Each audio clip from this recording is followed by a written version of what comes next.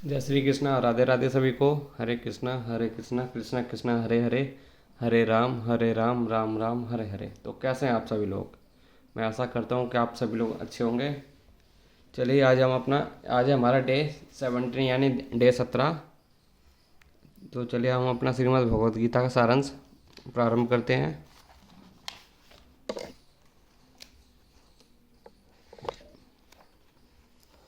आज हमारा अध्याय 8,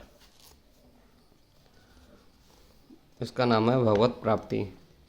तो चलिए हम इसको आज से प्रारंभ करते हैं भगवत प्राप्ति को। इसमें भगवान क्या उपदेश देते हैं। अर्जुन ने कहा, हे भगवान, हे पुरुषोत्तम, ब्रह्म क्या है, आत्मा क्या है, सकाम कर्म क्या है, यह भौतिक जगत क्या है तथा देवता क्या है, कृपा करके यह सब मुझे बताइए।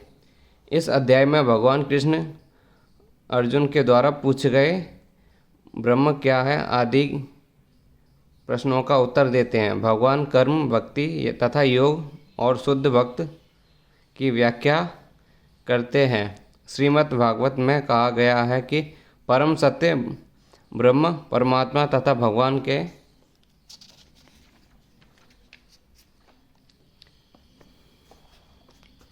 नाम से जाना जाता है। साथ ही जीवात्मा या जीव को ब्रह्म भी कहते हैं। अर्जुन आत्मा के विषय में भी पूछता है और जिससे शरीर, आत्मा तथा मन का बोध होता है। वैदिक कोश निरुक्त के अनुसार आत्मा का अर्थ मन, आत्मा, शरीर तथा इंद्रियों भी होता है। अर्जुन परमेश्वर को पुरुषोत्तम या परम पुरुष कहकर संबोधित किया है, जिसका अर्थ यह होता है कि वह सारे प्रश्न अपने एक मित्र से नहीं अपितु परम पुरुष से उन्हें परम प्रमाण मानकर पूछ रहा है, जो निश्चय उत्तर दे सकते हैं। हे मधुसूदन, यज्ञ का स्वामी कौन है और वह शरीर में कैसे रहता है और मृत्यु के समय भक्ति में लगे रहने वाला आपको कैसे जान पाते हैं। अभियज्ञ का तात्पर्य इंद्र या विष्णु हो सकता है। विष्णु समस्त देवताओं में जिनमें ब्रह्म तथा शिव सम्मिलित हैं, प्रधान देवता हैं और इंद्र प्रशासक देवताओं में प्रधान है। इंद्र तथा विष्णु दोनों की पूजा यज्ञ द्वारा की जाती है। किंतु अर्जुन प्रश्न करता है कि वस्तुतः यज्ञ का स्वामी कौन है और भगवान किस तरह जीव के शरीर के भीतर निवास करते हैं। अर्जुन ने भगवान को मधुसूदन कहकर संबोधित किया, क्योंकि कृष्ण ने एक बार मधु नामक असुर का वध किया था। वस्तुतः में ये सारे प्रश्न जो शंका के रूप में हैं, अर्जुन के मन में नहीं उठने चाहिए थे, क्योंकि अर्जुन एक कृष्ण भावित वक्ता था। अतः यह सारी संख्याएं असुरों के सदृश है। चूँकि कृष्ण असुरों के मारने में हृदयस्थ थे, अतः अर्जुन उन्हें मधुसूदन कहकर संबोधित करता है, जिससे कृष्ण उसके मन में उठने वाली समस्त आसुरी शंकाओं को नष्ट कर दे। इस श्लोक में प्रयाण काले शब्द भी अत्यंत महत्वपूर्ण है, क्योंकि जीवन में हम जो भी करते हैं उसकी परीक्षा मृत्यु के समय होती है। अर्जुन उन लोगों के विषय में निरंतर कृष्ण भावनामृत में लगे रहते हैं, यह जानने के लिए कि अत्यंत इच्छुक है कि अंत समय में उनकी क्या दशा होगी। मृत्यु के समय शरीर के सारे कार्य रुक जाते हैं और मन सही दिशा में नहीं रहता। इस प्रकार शारीरिक स्थिति बिगड़ जाने से हो सकता है कि मनुष्य परमेश्वर का स्मरण न कर सके। परम भक्त महाराज कुलशेखर प्रार्थना करते हैं, हे भगवान, इस समय मैं पूर्ण स्वस्थ हूँ, अच्छा हो कि मेरी मृत्यु इसी समय हो जाए, जिससे मेरा मन रूपी हंस आपके चरण कमल रूपी को नाल के भीतर प्रविष्ट हो सके। यह रूपक इसलिए प्रयुक्त किया गया है कि क्योंकि हंस जो एक जल पक्षी है, जो कमल के पुष्पों को तुरंत कुतरने में आनंद का अनुभव करता है, इस तरह वह कमल पुष्प के भीतर प्रवेश करना चाहता है। महाराज कुलशेखर भगवान से कहते हैं कि इस समय मेरा मन स्वस्थ है और मैं अभी पूरी तरह स्वस्थ हूँ। यदि मैं आपके चरण कमलों का चिंतन करते हुए तुरंत मर जाऊँ तो मुझे विश्वास है कि आपके प्रति मेरी भक्ति पूर्ण हो जाएगी, किंतु यदि मुझे अपनी सहज मृत्यु की प्रतीक्षा करनी पड़े तो मैं नहीं जानता कि क्या होगा, क्योंकि उस समय मेरा शरीर कार्य करना बंद कर देगा, मेरा गला रूठ जाएगा और मुझे पता नहीं कि मैं आपके नाम जप कर पाऊंगा या नहीं। अच्छा यही होगा कि मुझे तुरंत मार जाने दें।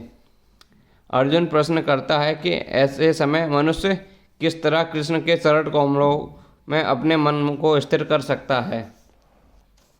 भगवान ने कहा, अविनाशी और दिव्य जीव ब्रह्म कहलाता है और उसका नित्य स्वास्थ्य आध्यात्म या आत्म कहलाता है। जीवों के भीतर शरीर से संबंधित गतिविधि कर्म या सकाम कर्म कहलाती है। ब्रह्म अविनाशी तथा नित्य है और इसका विधान कभी नहीं बदलता, किंतु ब्रह्म से भी परे परम ब्रह्म होता है। ब्रह्म का अर्थ है जीव तथा परम ब्रह्म का अर्थ भगवान है। जीव का स्वरूप भौतिक जगत में उसकी स्थिति में भिन्न होता है। भौतिक चेतना में उसका स्वभाव पदार्थ पर प्रभुत्व जताना है, किंतु आध्यात्मिक चेतना या कृष्ण भावनामृत में उसकी स्थिति परमेश्वर की सेवा करना है। जब जीव भौतिक चेतना में होता है तो उसे इस संसार में विभिन्न प्रकार के शरीर धारण करने पड़ते हैं। यह भौतिक चेतना के कारण कर्म अथवा विशिष्ट सृष्टि कहलाता है। वैदिक साहित्य में जीव को जीवात्मा तथा ब्रह्म कहा जाता है, किंतु उसे कभी परम ब्रह्म नहीं कहा जाता। जीवात्मा विभिन्न स्थितियां ग्रहण करता है। कभी वह अंधकार पूर्ण भौतिक प्रवृत्ति से मिल जाता है और पदार्थ का अपना स्वरूप मान लेता है, तो कभी वह पूरा आध्यात्मिक प्रकृति के साथ मिल जाता है, इसलिए वह परमेश्वर की तत्स्था शक्ति कहलाता है। भौतिक या आध्यात्मिक प्रकृति के साथ अपनी पहचान के अनुसार उसे भौतिक आध्यात्मिक शरीर प्राप्त होता है। भौतिक प्रकृति में वह 84 लाख योनियों में से कोई भी शरीर धारण कर सकता है, किंतु आध्यात्मिक प्रकृति में उसका एक ही शरीर होता है। भौतिक प्रकृति में वह अपने कर्म के अनुसार कभी मनुष्य रूप में प्रकट होता है तो कभी देवता रूप में, कभी पक्षी आदि के रूप में प्रकट होता है। स्वर्गलोक के प्राप्ति तथा वहाँ सुख भोगने की इच्छा से वह कभी कभी यह संपन्न करता है, किंतु जब उसका पुण्य क्षीणा हो जाता है तो वह पुनः मनुष्य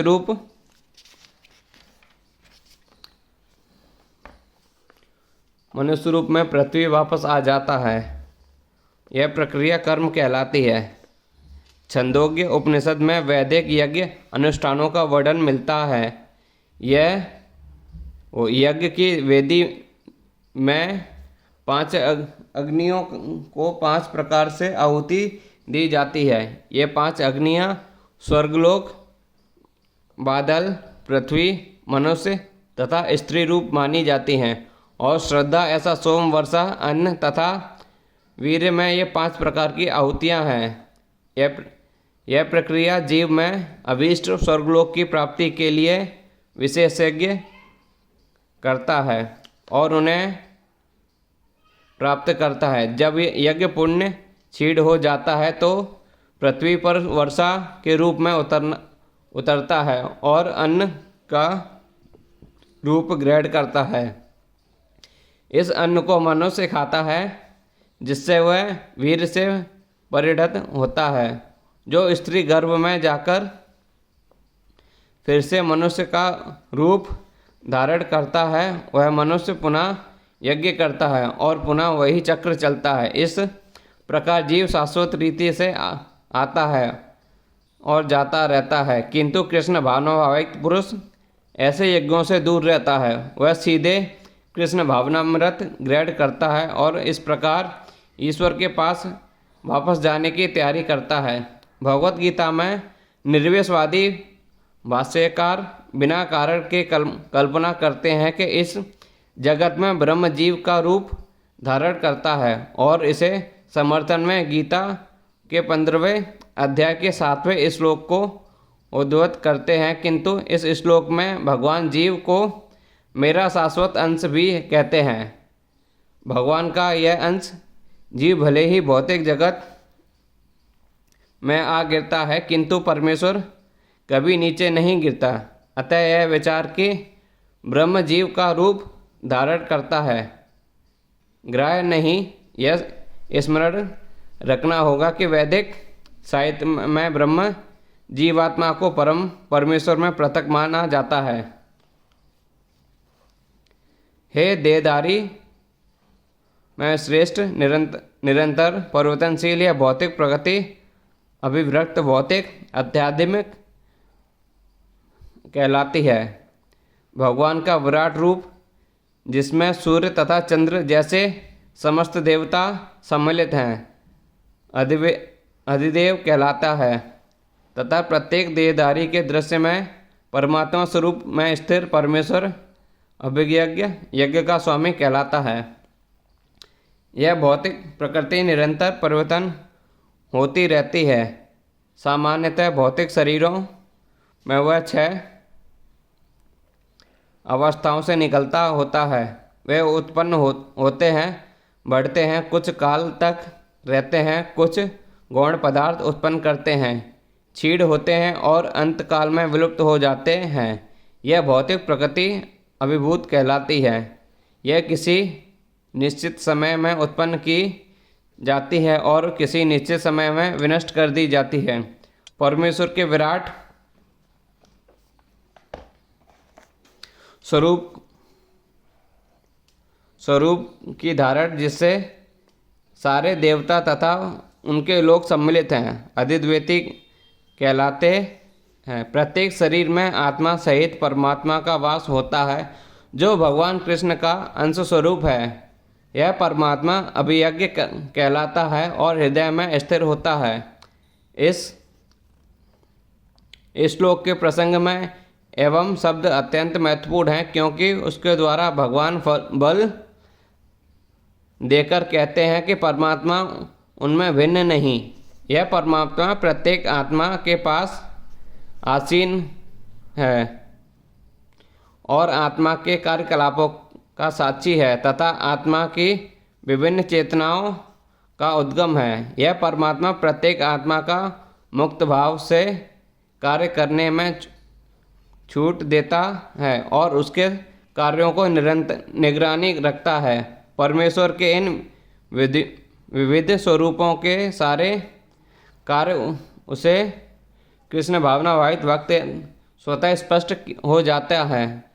जो भगवान की दिव्य सेवा में लगा रहता है, अधिदेवत नामक भगवान के विराट स्वरूप का चिंतन उन नवदीक्षितों के लिए है जो भगवान के परमात्मा स्वरूप तक नहीं पहुंच पाते। अतः उन्हें परामर्श दिया जाता है कि वह उसे विराट पुरुष का चिंतन करें, जिसके 5 अधोलोक हैं, जिसके नेत्र सूर्य तथा चंद्र हैं और जिसका सिर उच्चलोक है।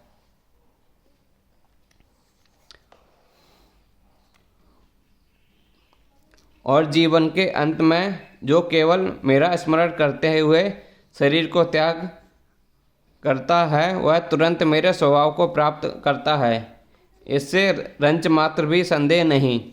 इस श्लोक में कृष्ण भावनामृत की महानता दर्शित हो गई है। जो कोई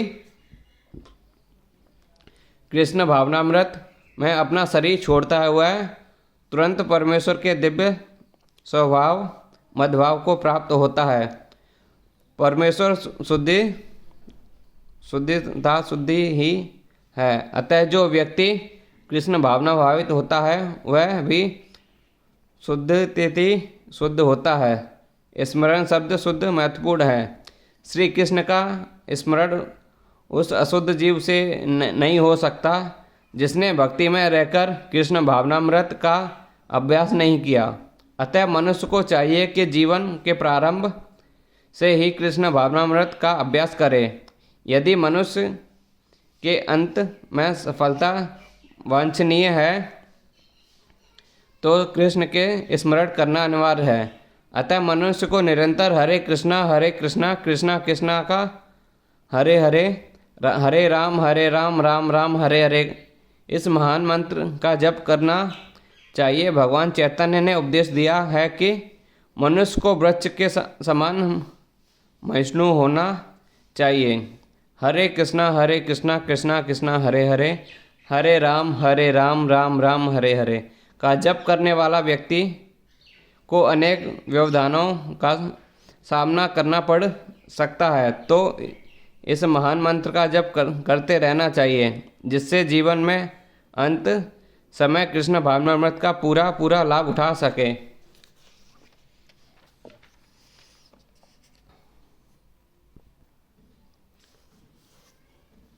हे कुंती पुत्र, शरीर त्यागते समय मनुष्य जिस भाव का स्मरण करता है वह उस भाव को निश्चित रूप से प्राप्त होता है। यहाँ पर मृत्यु के समय अपना स्वभाव बदलने की विधि का वर्णन है। जो व्यक्ति अंत समय कृष्ण का चिंतन करते हुए शरीर त्याग करते हैं उसे परमेश्वर का दिव्य स्वभाव होता है। किंतु यह सत्य नहीं कि यदि कोई मृत्यु के समय कृष्ण के अतिरिक्त कुछ और सोचता है तो उसे भी दिव्य अवस्था प्राप्त होती है। हम यह बात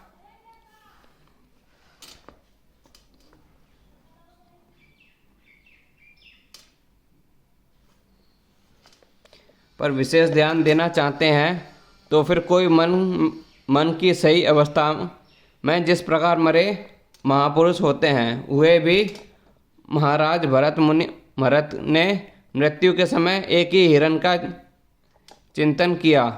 अतः अगले जीवन में हिरण के शरीर में उनका देहांतर हुआ। यद्यपि हिरण के रूप में उन्हें अपने विगत कर्मों की स्मृति थी तो उन्हें पशु शरीर के धारण करना ही पड़ा। निसंदेह मनुष्य के जीवन भर विचार संचित होकर मृत्यु के समय उसके विचारों को प्रभावित करते हैं। अतः इस जीवन में उसका अगला जीवन बनता है। अगर कोई इस जीव में सतोगुणी होता है तो निरंतर कृष्ण का चिंतन करता है तो भगवान वो संभावना यही है कि मृत्यु के समय उसे कृष्ण का स्मरण बना रहे, जिससे उसे कृष्ण के दिव्य स्वभाव को प्राप्त करने में सहायता मिलेगी।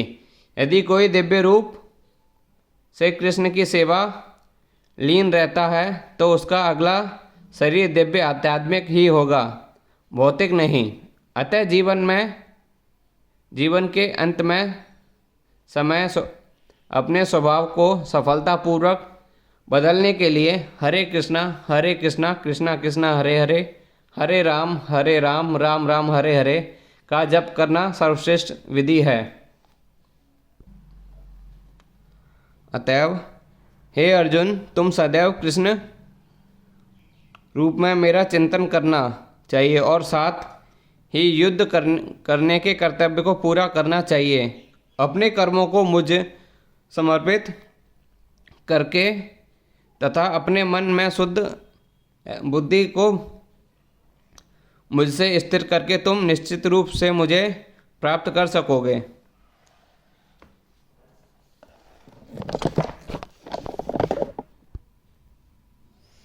अर्जुन को दिया गया यह उपदेश भौतिक कार्यों में व्यस्त रहने वाले समस्त व्यक्तियों के लिए बड़ा महत्वपूर्ण है। भगवान यह नहीं कहते कि कोई अपना कर्तव्यों को त्याग दे। मनुष्य उन्हें करते हुए भी साथ साथ हरे कृष्णा का जप करे, कृष्ण का चिंतन कर सकता है। इससे मनुष्य भौतिक कलमश से मुक्त हो जाएगा और अपने मन तथा बुद्धि को कृष्ण के प्रवृत्त करेगा। कृष्ण का नाम जप करने से मनुष्य परम धाम कृष्णलोक को प्राप्त होगा, इसमें कोई संदेह नहीं। हे पार्थ, जो व्यक्ति मेरा स्मरण करने में अपना मन निरंतर लगाए रखकर अवचलित भाव से भगवान के रूप में मेरा ध्यान करता है, वह मुझको अवश्य ही प्राप्त होता है। इस श्लोक में भगवान कृष्ण अपने स्मरण किए जाने की महत्वता पर बल देते हैं। महान मंत्र हरे कृष्ण का जप करने से कृष्ण की स्मृति हो जाती है। भगवान के शब्दोच्चार ध्वनि के जप तथा कृष्ण श्रवण के अभ्यास से मनुष्य के कान, जीव तथा मन व्यस्त रहते हैं। इस ध्यान का अभ्यास अत्यंत सुगम है और इससे परमेश्वर को प्राप्त करने में सहायता मिलती है। पुरुषम का अर्थ होता है भोक्ता। यद्यपि सारे जीव भगवान के तत्वता शक्ति है, किंतु यह भौतिक कलमश से युक्त है। वे स्वयं को भौतिक मानते हैं, जबकि वे होते नहीं। यह स्पष्ट उल्लेख है कि भगवान ही अपने विभिन्न स्वरूपों तथा नारायण, वासुदेव आदि स्वांशों के रूप में परम भोक्ता हैं। भक्त हरे कृष्ण का जप करके अपनी पूजा के लक्ष्य परमेश्वर का, उनके किसी भी रूप नारायण, कृष्ण, राम आदि का निरंतर चिंतन कर सकता है। ऐसा करने से यह शुद्ध हो जाता है और निरंतर जप करने में रहने में जीवन के अंत में वह भगवत धाम को जाता है। अंत योग अंतर्करण के परमात्मा का ध्यान है। इस प्रकार हरे कृष्ण का जप द्वारा मनुष्य अपने मन को परमेश्वर में स्थिर करता है। मन चंचल है, अतः आवश्यक है कि मन को बलपूर्वक चिंतन में लगाया जाए। प्राय उस एक प्रकार की कीट का दृष्टांत दिया जाता है जो तितली बनना चाहता है और वह इस जीवन में तितली बन जाता है। इस प्रकार यदि हम निरंतर कृष्ण का चिंतन करते रहते हैं तो यह निश्चित है कि हम जीवन के अंत में कृष्ण जैसा शरीर प्राप्त कर सकेंगे।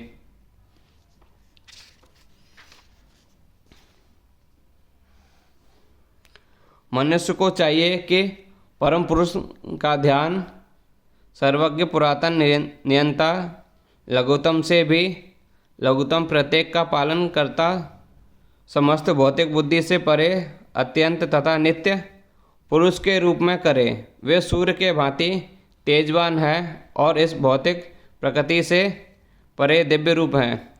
इस श्लोक में परमेश्वर के चिंतन की विधि का पूर्ण वर्णन हुआ है। सबसे प्रमुख बात यह है कि वे निराकार तथा शून्य नहीं।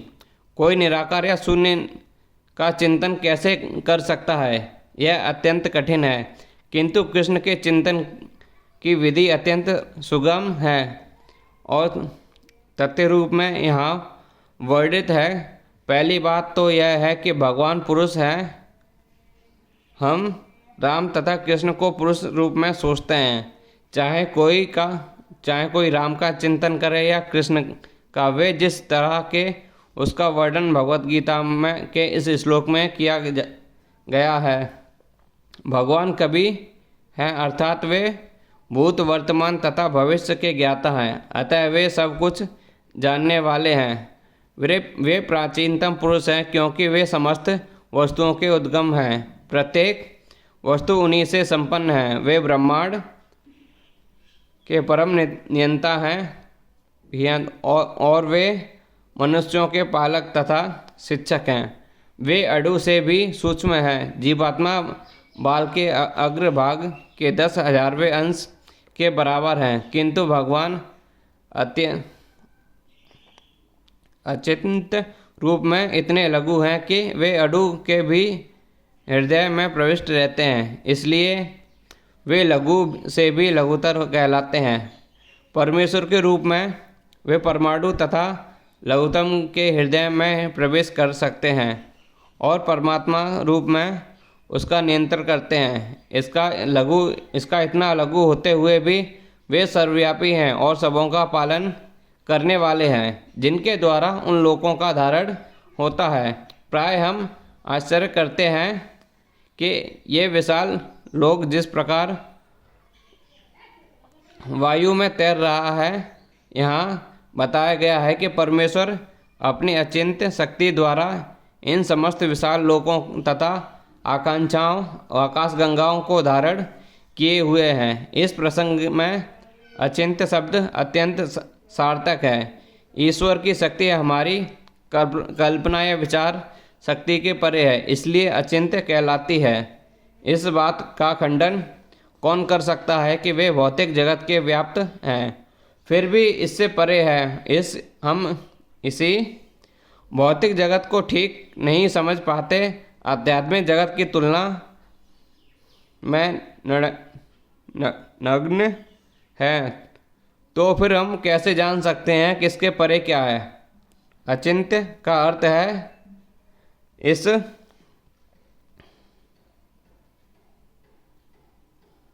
भौतिक जगत में परे है, जिसे हमारा तर्क, नीति शास्त्र तथा दार्शनिक चिंतन छू नहीं पाता और जो अल्पनीय है।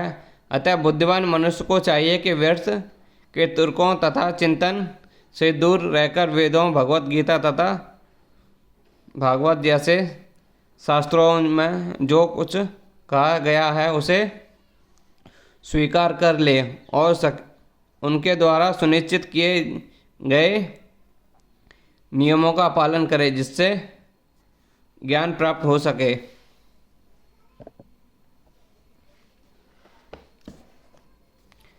मृत्यु के समय जो व्यक्ति अपने प्राण भोयों के मध्य स्थिर कर लेता है और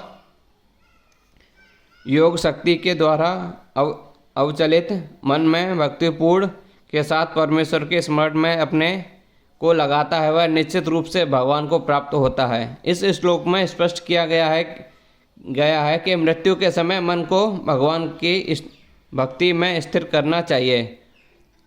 जो लोग योगाभ्यास करते हैं उनके लिए संस्कृति की गई है कि वे प्राण को भौयों के बीच आज्ञा चक्र में ले आएं और यह षष्ठ चक्र योग के अभ्यास का प्रस्ताव है, जिससे 6 चक्रों पर ध्यान लगाया जाता है, परंतु निरंतर कृष्ण भावनामृत में लीन रहने के कारण शुद्ध भक्त भगवत कृपा से मृत्यु के समय योग अभ्यास के बिना भगवान का स्मरण कर सकता है। इसकी व्याख्या 14वें श्लोक में की गई है।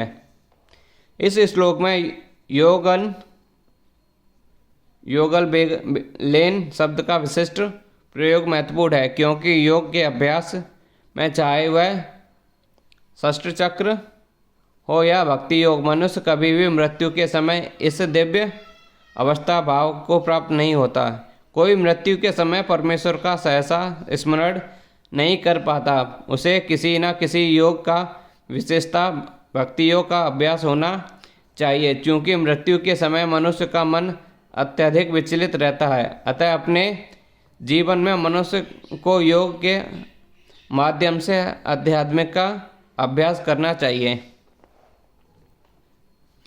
जो वेदों के ज्ञाता हैं और जो ओमकार का उच्चारण करते हैं, जो संन्यास आश्रम के बड़े बड़े मुनि हैं, वे ब्रह्म में प्रवेश करते हैं। ऐसी सिद्धि की इच्छा करने वाले ब्रह्मचर्यव्रत का अभ्यास करते हैं। अब मैं उन्हें वह विधि बताऊंगा जिसमें कोई भी व्यक्ति मुक्ति लाभ कर सकता है। श्री कृष्ण अर्जुन के लिए षष्ठ चक्र योग की विधि का अनुमोदन कर चुके हैं, जिसमें प्राण को भौयों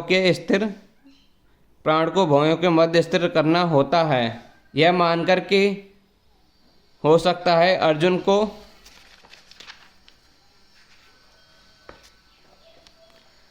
षष्ठ चक्र योग का अभ्यास न आता हो।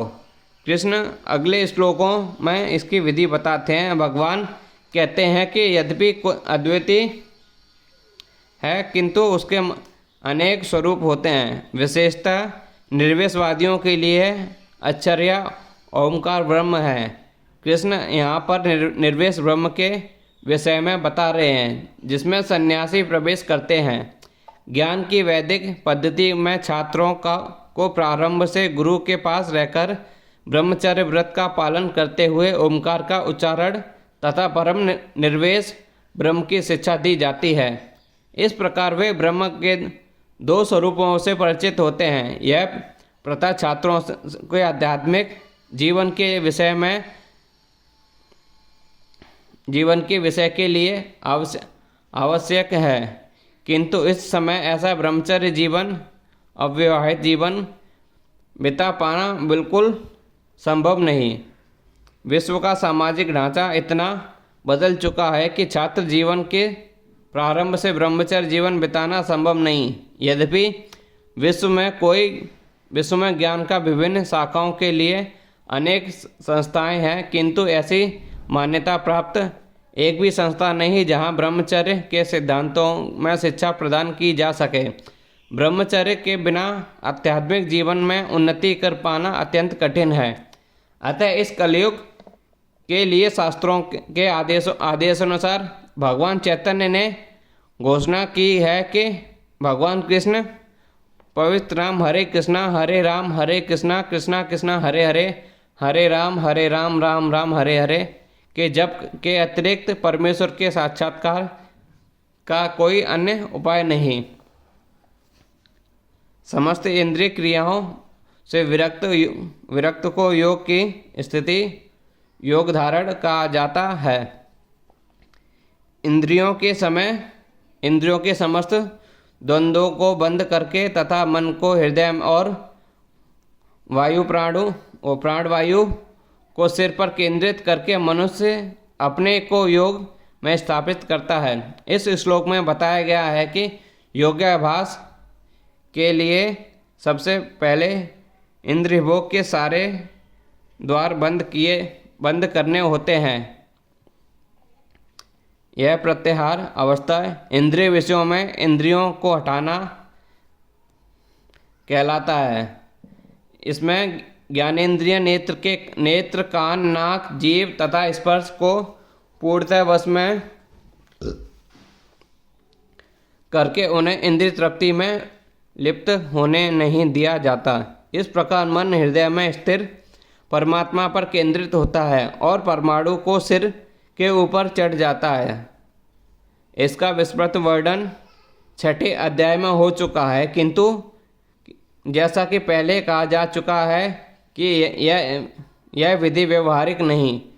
सबसे उच्चतम विधि तो कृष्ण भावनामृत है। यदि कोई भक्ति में अपने मन को कृष्ण में स्थिर करके इस समर्थन होता है तो उसके लिए अविचलित दिव्य समाधि में बने रहना सुगम हो जाता है। इस योगाभ्यास में स्थिर होकर तथा अक्षरों के परम सहयोगी यानी ओमकार का उच्चारण करते हुए यदि कोई भगवान का चिंतन करता है और अपने शरीर का त्याग करता है तो वह निश्चित रूप से आध्यात्मिक लोकों में जाता है। यहाँ स्पष्ट उल्लेख हुआ है कि ओम ब्रह्म तथा भगवान कृष्ण परस्पर भिन्न नहीं है। ओम कृष्ण की निर्वेश ध्वनि है, लेकिन हरे कृष्ण में यह ओम सन्निहित है। इस युग के लिए हरे कृष्ण मंत्र जप का स्पष्ट संतुष्टि है। यदि कोई हरे कृष्ण कृष्ण कृष्ण हरे हरे, हरे राम राम राम हरे हरे इस मंत्र का जप करते हुए शरीर को त्यागता है तो वह अपने अभ्यास के गुणानुसार आध्यात्मिक लोकों में से किसी एक लोक में जाता है। कृष्ण के भक्त कृष्ण लोक या गोलोक वृंदावन को जाते हैं। सगुणवादियों के लिए आध्यात्मिक आकाश में अन्य अनेक लोक हैं जिन्हें वैकुंठ लोक कहते हैं, किंतु निर्वेशवादी तो ब्रह्म ज्योति में ही रह जाते हैं। हे अर्जुन, जो अत्यंत भाव से निरंतर मेरा स्मरण करता है उसके लिए मैं सुलभ हूँ, क्योंकि वह मेरी शक्ति में प्रवृत्त रहता है। इस श्लोक में उन निष्काम भक्तों द्वारा प्रात्यम अंत्यम गतवंत का वर्णन है जो भक्ति योग के द्वारा भगवान की सेवा करते हैं। पिछले श्लोक में 4 प्रकार के भक्तों का वर्णन हुआ है। अतः जिज्ञासु अर्थार्थी तथा ज्ञानी मुक्ति के विभिन्न विधियां का भी वर्णन हुआ है। कर्म योग, ज्ञान योग तथा हठ योग, इन योग पद्धति के नियम में कुछ ना कुछ भक्ति मिली रहती है, लेकिन इस श्लोक में शुद्ध भक्ति योग का वर्णन है जिसमें ज्ञान, कर्म या हठ का मिश्रण नहीं होता, जैसा कि अनित्य चेतना शब्द से भी सूचित होता है। भक्ति योग में भक्त कृष्ण के अतिरिक्त और कोई इच्छा नहीं करता। शुद्ध भक्त ना तो स्वर्गलोक जाना चाहता है, ना ब्रह्म ज्योति से तात्पर्य है या मोक्ष या भवबंधन से मुक्ति चाहता है। शुद्ध भक्त किसी भी वस्तु की इच्छा नहीं करता। चैतन्य चरितामृत में शुद्ध भक्त को निष्काम कहा गया है। उसे पूर्ण शांति का लाभ प्राप्त होता है, उन्हें नहीं जो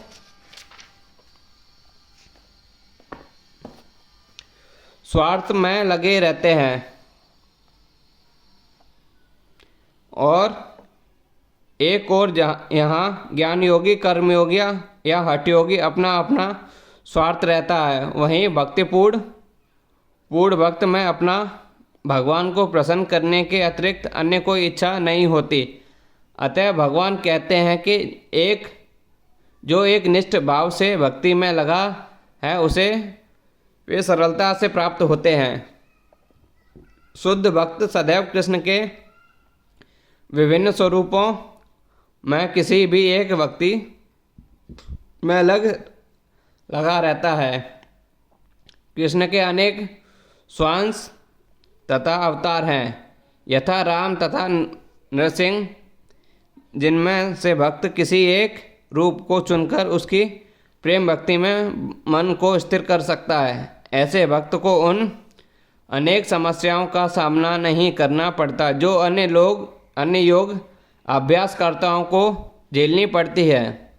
भक्ति योग अत्यंत सरल, शुद्ध तथा सुगम है। इसका शुभारंभ हरे कृष्ण जप से किया जा सकता है। भगवान सबों पर कृपालु हैं, किंतु जैसा कि पहले कहा जा चुका है, जो अनन्य भाव से उनकी सेवा करते हैं वे उनके ऊपर विशेष कृपालु रहते हैं। भगवान ऐसे भक्तों की सहायता अनेक प्रकार से करते हैं, जैसा कि वेदों में कठोपनिषद में कहा गया है, जिसने पूरी तरह से भगवान की शरण ली है और जो उनकी भक्ति में लगा हुआ है वही भगवान को यथास्वरूप में समझ सकता है। तथा गीता में भी कहा गया है, ऐसे भक्त को भगवान पर्याप्त बुद्धि प्रदान करते हैं जिससे वह भगवद्धाम प्राप्त कर सके। शुद्ध भक्त का सबसे बड़ा गुण यह है कि वह देश अथवा काल का विचार किए बिना अन्य भाव से कृष्ण का ही चिंतन करता रहता है। उसको किसी तरह व्यवधान नहीं होना चाहिए। उसे कहीं भी और किसी भी समय अपना सेवा कार्य करते रहना समर्थ होना चाहिए। कुछ लोगों का कहना है कि भक्तों को वृंदावन जैसे पवित्र स्थानों में, यहाँ किसी पवित्र नगर में यहाँ भगवान रह चुके हैं, रहकर चाहिए, किंतु शुद्ध भक्त कहीं भी रहकर अपनी भक्ति से वृंदावन जैसा वातावरण उत्पन्न कर सकता है। श्री अद्वैत ने चैतन्य महाप्रभु ने कहा था कि आप जहाँ भी हैं हे प्रभु वहीं वृंदावन है। जैसा कि सत्यम तथा नित्यम शब्दों में सूचित होता है, शुद्ध भक्त निरंतर कृष्ण का ही स्मरण करता है और उन्हीं का ध्यान करता है। यह तो शुद्ध भक्त के लिए, जिनके लिए